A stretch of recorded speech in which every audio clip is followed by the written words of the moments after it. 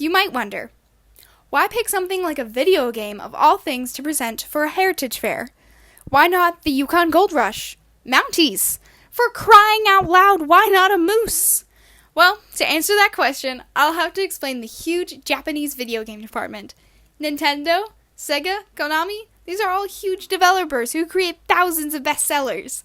And if one small Canadian studio can get this huge fan base and franchise, they must be doing something right. This is an important inclusion to the industry, and expressing oneself through these pastimes, and Canada getting to add to that is really important, and something really special. A great installment to this very dominated industry. Welcome to my heritage fair about the hit video game Cuphead Don't Deal with the Devil. First, we're going to go way back into this game's history. It all started with two Saskatchewan brothers, Chad and Jared Moldenhauer. They always had a fascination with video games, comics, and of course cartoons. They had considered video games a career since they were 14. Around that time, they started playing games for work purposes. They played the games and would rate them and critique the gameplay, graphics, and anything they saw fit. This helped them figure out what was well received and what it was like on the fan side of the industry. The brothers thought for sure cartoons would be incorporated into gameplay, that their love of a cartoon-esque game would come into reality. But it never really did. The brothers soon learned about a small company's success with a game called Super Meat Boy. They were inspired more than ever to go after their idea, and Cuphead development officially started in 2012. The brothers were of course passionate about their idea, but never truly got into their game full on until they had some basic levels laid out. They had used a 1930s cartoon style and a run-and-gun format. The amazing reaction they gained from their friends and family was astronomical. I love the art style. So fun. I love it. The brothers went into full gear. They wanted this to be a full-blown game. They thought they had lots of talent and lots of potential. They thought they could get through this huge industry. They had most of their production out of their own homes. Studio MDHR, or short for Moldenhauer, was set on making a 2D animated game. They hand-drew all of the animations. They were sketched using old-fashioned techniques. When it came to the backgrounds, they began with trials using digital coloring backgrounds and then a gouache background. Much to their relief, there was no real difference between the two, so they could save a lot of time on the project. Cuphead spent 5 years in development, getting pushed back for years after years. Cuphead's initial release date was way back in 2014. But it was almost immediately pushed back to 2015, 16, until finally the true release date was announced, September 29th, 2017.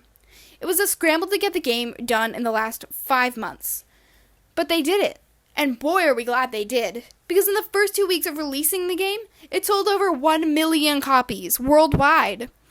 Cuphead won many titles in Best Games of 2017, usually coming out in the top 10, winning multiple awards such as Best Independent Game, Best Art Direction, Outstanding Achievement for Character Animation in a Video Game, Best Debut, and many, many more. Now you might wonder, well, that sounds fine and dandy, but what is this game even about? It's for kids, right? Would I like it? Well, without further ado, time for the plot and gameplay of Cuphead Don't Deal with the Devil. The plot of Cuphead is an interesting one, so stick around. It all begins when two brothers, Cuphead and Mugman, are happily living out their days in the lovely Inkwell Isles, under the watchful eye of their elder kettle. One day, the boys wander far from home and stumble upon a casino. Despite Elder Kettle's warnings, the boys go in anyway. Golly, they can't lose, until a new foe appears. The owner of the casino. The devil himself. He makes them a deal. If the Cups win one more roll, and just one roll only, they'll win all of the loot in the casino. But if they lose, the devil will claim their souls. Cuphead, blinded by greed and riches, accepts, ignoring Mugman's worried protests. Snake Eyes! They lost! The Cups plead. There must be another way, something else they could do. The devil agrees. Perhaps there is. I have a list here of my runaway debtors. Collect their souls for me, and I might just pardon you two mugs.